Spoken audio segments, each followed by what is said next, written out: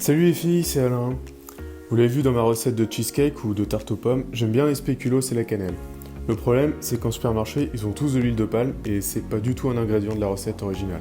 Dans cette recette, on doit utiliser de la vergeoise, un sucre cuit qu'on ne trouve pas facilement au supermarché. Alors attention, le sucre saveur vergeoise, ce n'est pas de la vergeoise. Aujourd'hui, je vous propose une recette de spéculoos facile, adaptée, sans huile de palme et sans vergeoise. On va utiliser du sirop de caramel à la place et je vous invite donc à voir ma vidéo correspondante pour le préparer. Ensuite, c'est super simple, on prépare la pâte comme une pâte sablée. On mélange d'abord la farine, le sel, la cannelle, éventuellement le 4 épices et la levure.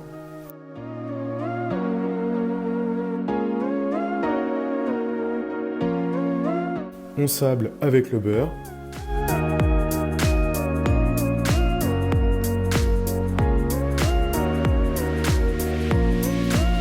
Et enfin, on ajoute le caramel.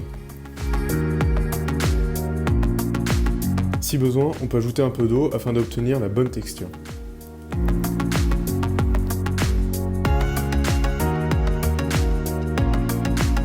Je finis de mélanger avec une spatule avant de laisser reposer au réfrigérateur au moins 1 heure.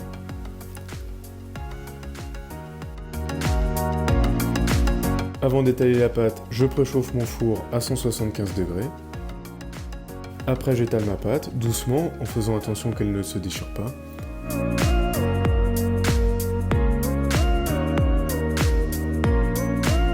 On ne cherche pas à faire trop fin non plus, il faut que les biscuits aient une certaine épaisseur.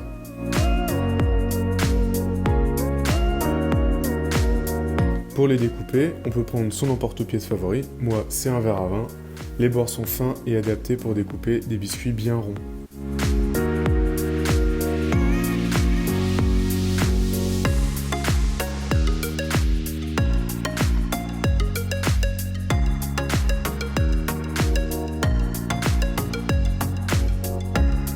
Une fois les premiers biscuits découpés, je remets ma pâte en boule, je réétale et je recommence à découper.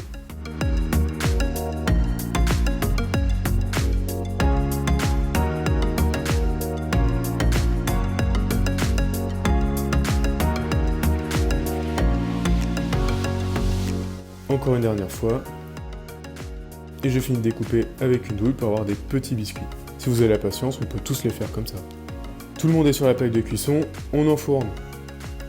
Je laisse cuire 15 minutes à peine, mieux vaut un peu moins qu'un peu trop. Et voilà, c'est cuit. On les laisse se reposer et on essaie de pas tous les manger tout de suite, ils seront meilleurs le lendemain, quand tous les épices auront bien infusé leurs arômes. Vous pouvez aussi vous en servir pour une base de cheesecake, comme je vous l'ai déjà montré. Sinon, avec le thé ou le café, c'est parfait. Encore quelques photos, et à bientôt!